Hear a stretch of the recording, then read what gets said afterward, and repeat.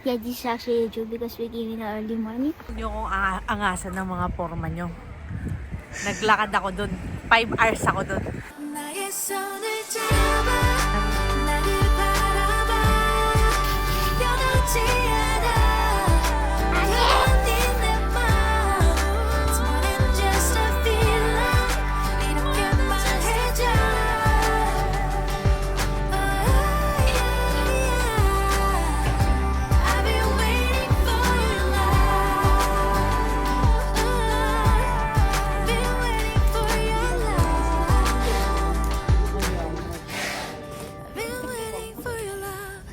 Hi, I'm Chris, a Rocketera homeschooling nanay kay Liam at kasama ang aking Diyosawang si Justin. Let's make the most out of my remaining years before I turn 40 at samahan niyo ako sa aking journey! And sadly, we've come to our last day dito sa Hyundai Beach. We had to go back sa Busan Station. But before anything else, bago tayo mag-check out, mag-breakfast muna tayo. At ang Liam, nag-request na naman ng Korean barbecue. Medyo nahirapan kami maghanap ng KBBQ kasi hindi naman siya kinakain pang agahan talaga. My gosh, to si Liam. Kadalasan yung sabaw o kaya bibimbap. Di ba ganun? Pero buti na lang, nung nagtanong kami dito sa restaurant na to, pumayag naman sila mag-serve sa amin ng pork. So, yun na yung una naming meal dito sa aming last day sa Hyundai Beach. Again, open sa mga cultural dishes na pwede nyong matry while you're traveling. And introduce nyo rin sa mga anak nyo. Tsaka ako naniniwala ako na when children taste what the locals eat, hindi lang sila nabubusog. They also learn to respect yung mga tradisyon at saka yung way of life ng mga taong nakatira doon. Pero syempre, hindi maiiwasan na may mga bata talaga na picky eaters, di ba? Pero when you travel, yun yung perfect time talaga to gently encourage them to be brave and to try something new. Look what I finished. Hindi ko natira. Hindi ako nabusog. Welcome sa ating accommodation dito sa Busan. Of course, our CR is so malinis and so malaki. Meron pa tayong smart toilet door. Ako na nagpanik ng mga gamit. O anyway, we have a small kitchen over here. Functional siya, pwede magluto. Sayang lang nga, walang dito, washing machine. Yung ibang units nila dito, may washing machine na built-in. Pero, may common washing machine naman dun sa baba. Tingnan natin, may laman ba ang ref? Wali. Ito ang ating dining area and living room, siguro. Tapos, ang laki ng bed! O, diba? Kasya actually 4 hanggang 4.5. Kung may bata kayo, pwede. Ayan. Doon tayo magsasampay dito sa park na to. Ayan, buksan natin. Ayan, manghiram lang ako ng drying rack para kapag ako'y magsasampay. So, welcome to Busan! Bumalik kami dito sa may Busan Station kasi after 2 or 3 days, babalik na kami ulit sa Seoul. And mas madali kasing manggaling dito kaysa manggaling sa Hyundai Beach. Medyo maraming bit-bit, mahirap maglipat-lipat. At least ito kasi, walking distance lang yung accommodation namin dito sa Busan Station. Tapos masarap ang food court ng Busan Station, try nyo. May mga nagtatanong pala sa akin, ano yung mga hotels na pinagbubuka namin. Airbnb lang, friend. Kung saan ko gustong magstay, usually yung area na yon doon ako maghahanap ng accommodation. Ganun lang yung ginagawa namin. Basta kailangan lang talaga malapit siya sa subway, sa train station, hindi sa bus station. Mahirap magdala ng maleta, friend. At saka hindi ata pwedeng magdala ng maleta na malalaki, tsaka marami na nakasakay ka sa bus. Dapat train talaga. Lalo na rin kung may dala kang stroller. Hindi kayo makakasakay ng matino kapag nasa bus station kayo. Tapos lahat ng train stations dito sa Korea, meron po yung elevator. Ang dami ko nakikita mga posts na nagsistairs yung mga tao. May elevator yun. Early morning with the fam. Sakay tayo ng bus. Punta tayo sa Antagan na Coastal Walk sa Igday. Saan na kami? Okay, bus is here. Yung 41 yung sasakyan natin. Okay. 안녕하세요. 안녕하세요. 감사합니다. Ang lamig. Sobrang lamig. Walang nag-check yata ng temperature sa atin. O yan, doon tayo po. Ay, may Gongali Beach nga, love. Yun yung dulo. Memorial Cemetery. Ating navigator, si Sir Justin Tobor. Ano? Ikaw ang mascot. Halika na. I saw this coastal walk kahapon sa TikTok. Grabe, ang lamig. Ang sakit sa ilong. Ang sakit na yung ilong ko. Nire-reject na yung implant. Ako naman, I feel like my nose disappeared out of nowhere, so I don't smell. Bago ako matulog kagabi, nag-isip ako, anong pwede namin gawin sa last full day dito sa Busan? At lumabas tong Igide Coastal Walk. Sobra kaganda. Yung mga cliffs, yung mga sandy beaches, at saka yung sobrang daming view na pwede ko magpa-picture. The sea, the most beautiful sea in the early morning. Yeah, this is actually a joke because we came in the early morning. And so this is a suspension bridge. Funny, you might fall if you don't know why it's called suspension bridge, because it has suspension like a car. Fun fact: suspension bridge are actually here in South Korea, so you can see it anytime and anywhere. And also, Busan Station is malapit sa Busan Station. Ito talaga yung nagpapatagal, yung picture ng picture. Pero kasi, hindi ko mapigilan. I wanna be present, but at the same time, gusto ko siyang i-encapsulate yung experience. Kasi napanood ko na video, sabi niya, 5 kilometro daw tong Igde Coastal Walk. And kaya mo tong matapos ng mga 2 hanggang 3 oras max na nakapagpa-picture ka na. May kasama tayong bata friend. And alam niyo ba kung ilang oras kami inabot dito? Well, 5 oras lang naman. Sige, takbo. Sakit. Kaya mo? Just received this plant award. Please zoom, Daddy. We have just seen the plant award of a dinosaur. It's just stuck. Saan tayo nag-start? And then we'll go Ito here. pa tayo. And then Andito here, pa lang tayo. here, ito. Dito tayo, and dyan the tayo skywalk. pupunta. Ito, dito tayo. Tapos pa, ito ang pan. Started around 8 in the morning, tas parang natapos ata namin to ng mga bandang 1:00 ata, ganun. Uy, pag pumunta kayo dito, magdala kayo na maraming onigiri sa backpack nyo, ha? Kasi, yun talagang kailangan nyo, yung carbs na para makapag-endure ka sa paglalakad. And plus factor na malamig. Oo, siguro kung gawin namin to ng summer, baka hindi ako maka-1 kilometro. Hindi ko kakayanin. At saka, ang ganda-ganda ng weather. Ang sarap maarawan. At the same time, pag nakikita mo na yung mga magagandang view ng mga rocky cliffs, ay my gosh, tanggal pagod talaga. Sabi ko sa inyo, sa damakmak na picture ang ginawa namin dito sa lugar na to. And later we found out na may pagka-intermediate level pala tong coastal walk na to. Pero in fairness, sa akin, kaya namin 3. More steps. Hindi nakakatakot. Ito ang kulit eh. Hindi natatakot tong isa eh.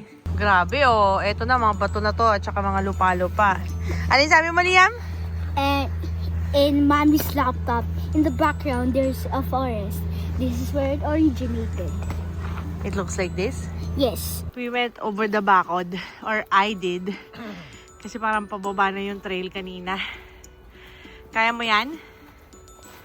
O, sige. Sa ilalim, Liam.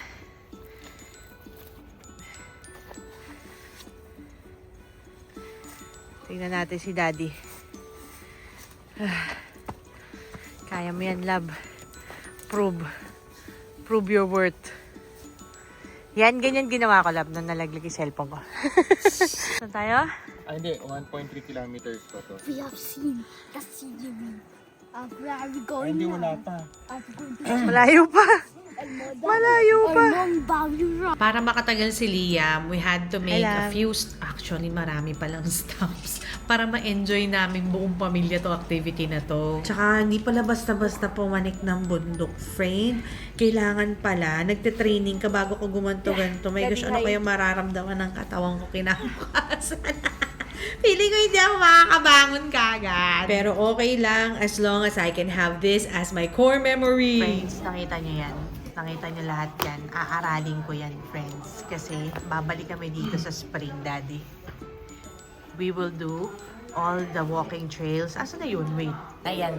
All 5 of the walking trails or walking road. We will do it on my 48th birthday! Excited ako! Dahil nga nag-start kami from the kabilang end, andito na tayo sa Oryukdo Skywalk. Oh, ito maganda. Ito yung para magiging premium mo after a very long hike or paglalakad. Ang ganda ng view dito. Ang liyam. Naku, ang tagal namin Liyam naglaro din. dito kahit sobrang, ang tawag dyan, ano ba yung sa Tagalog? Udtong tutok. Kahit sobrang katanghalian, tapat. Ayun, oh. Pag dito kasi kayo nag-start, tapos pabalik dun sa dulo kung saan tayo nagsimula, wala masyadong ganaps doon. Dito maraming ganaps. Tapos, dito, isang sakay lang yung bus, pabalik sa Busan Station. And so, we're back sa Seoul. And meron tayo halos isang linggo dito, friend. I'm so excited sa mga pwede natin mapuntahan. Pero alam nyo ba, pag nasa Seoul kayo, pumunta kayo sa mga bookstores nila, ibang level, friend, yung bookstore nila. Kasi ang dami mo mabibili mga stationaries, coloring books. Unfortunately, hindi ako nakakabasa ng Korean language, no? Pero gusto ko mag-aral kasi ang dami mga gandang books na nandun. May isa palang, doon, parang corner, play area, na pwede mong iwanan yung anak mo habang pumipili ka ng mga children's books.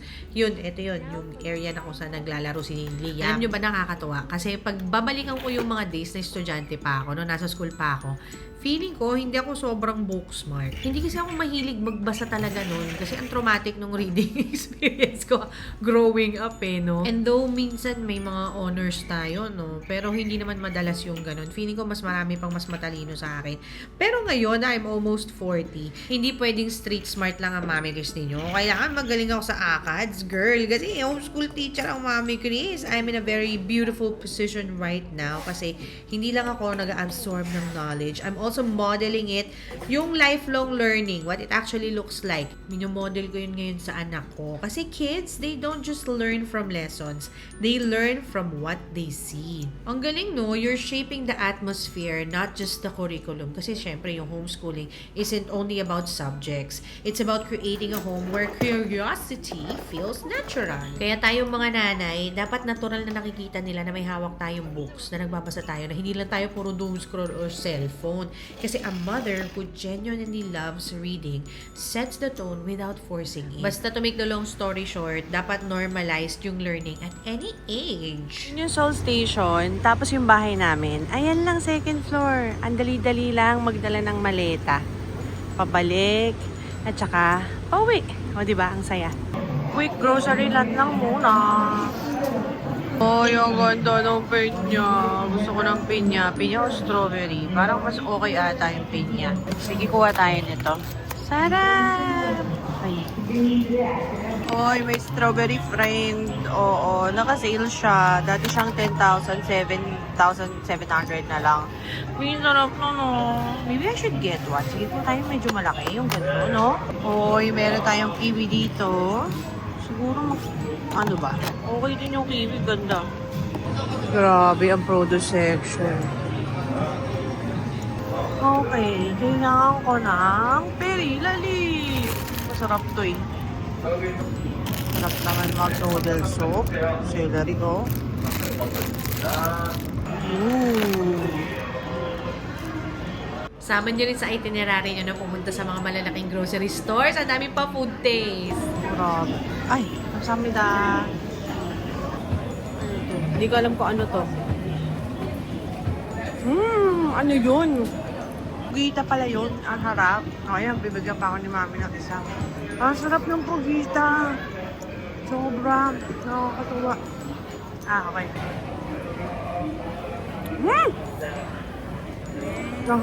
What is this? Sweet. Very good. Very good. Sarap. Ayan si nanay. Oh, ang dami niya nang binigay sa akin. Ang sarap! Very, very good. Ang sarap ng pugita. Pwede mo ulamin. Uy, may fried chicken. Ang aga ng fried chicken, friend, no? Bango. Ang bango-bango. Dapat ganyan pa nagbenta si KFC. Isang buo. Yung umaapaw, hindi yung lubog sa loob na lalagyan. Pero hindi si Jollibee. Ito, okay na to. Pang isang kainan. Sarap. Yung ano gusto ko i-uwi, friend. Ito.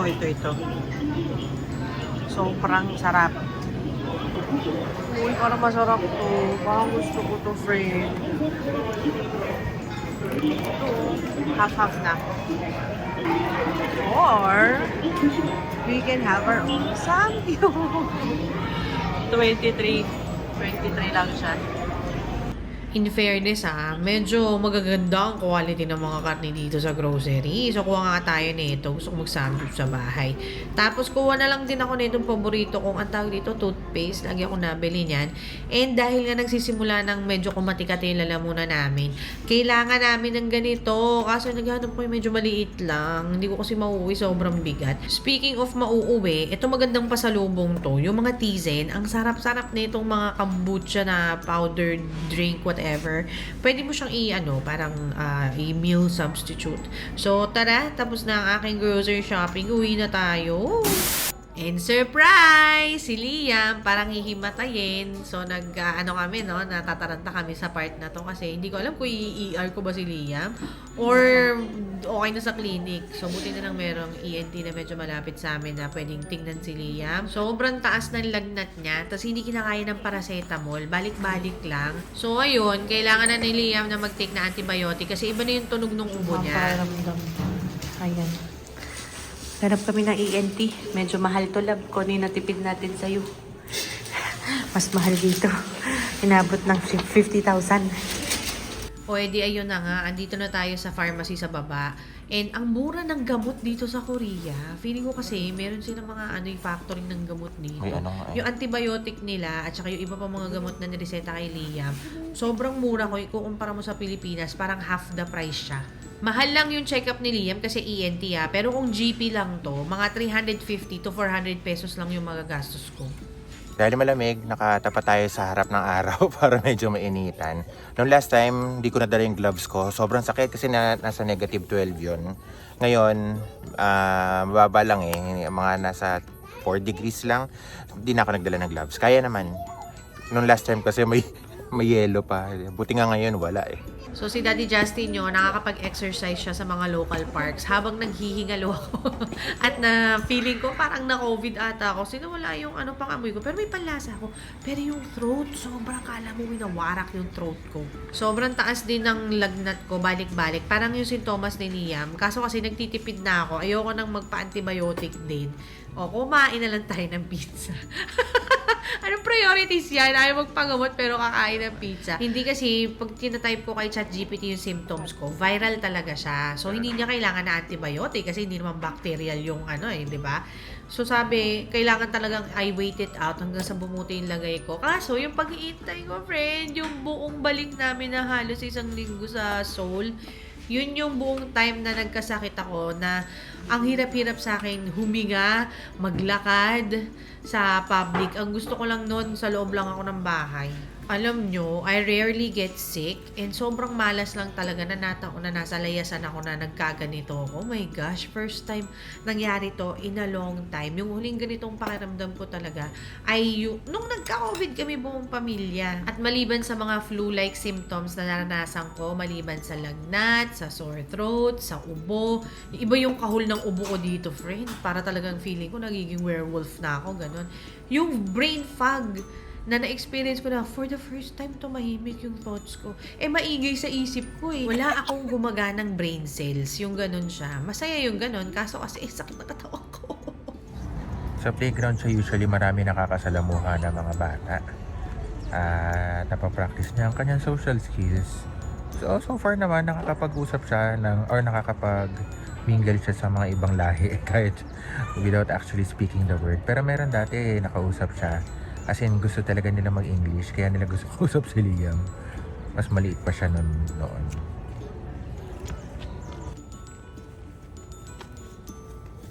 Hi, anak. Hi. Ana, let's go na? Yeah. Enjoy ka? Yes. Ba't ka napapapikit?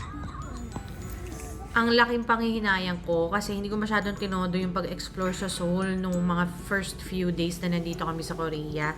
Kasi sabi ko, pagkagaling ko ng Busan, tsaka ako babalik sa Seoul, ang dami ko mga trail walks na lalakarin, ang dami natin pupuntahan, ng mga cafe. Hindi nangyari, friend, kasi nga nagkasakit. Oo. Honestly, after 3-4 days, feeling ko kaya ko na And kapag nakakaramdam ako ng ginahawa, tinatry ko lumabas, lalakad ako 5,000 steps, 6,000, minsan umabot pa ng 10 to 16,000. Pag tinatype ko kay ChatGPT yung mga ginawa ko, nagagalit sa akin. Kasi dapat nagpapahinga ka, parang ganon. Sobra yan, you're overworking yourself, mabibinat ka. So, at some point, tinanggap ko na lang yung pagkatalo ko. Wala, hindi talaga kaya. Ang travel tip ko sa inyo, huwag kayong maging mayabang kagaya ko. Akala ko walang mangyayari sa amin, no? Akala ko kaya namin yung winter. Dapat magpa-flu shot at least siguro 2 weeks before your trip. Para lang talagang just in case na tamaan ka pa rin ng virus, hindi sobrang malala na kagaya nung nangyari sa amin kasi hindi man ganun kamahal yung nagastos namin sa pagpapagamot at saka sa mga doctor visit, ganyan. Ang mahal, yung sayang yung araw, yung accommodation, yung oras mo. So, ayun, wala na. Uwi na lang tayo ng Pilipinas talaga. And siguro kahit meron travel or health insurance, hindi talaga mako-cover yung nagastos mo sa Airbnb o kaya kung may nabuka na kung anumang tour. Ayun, hindi mo na mababalik yun. Hindi kasama sa mga mapapara-reimburse mo yun. So, ayan ako, kita niyo yan. Walang mahalay. Ay, nako, sama-sama ng katawan ko. Kaya kung pwede ako mahigat, matulog, yun talaga ginagawa ko. Anyway, babawi ako sa inyo ha. Abangan nyo sa mga susunod na travels natin. Kung saan tayo makakarating. And next time, magpapa-flu shot na ang buong pamilya. Thank you so much for watching. Love you guys!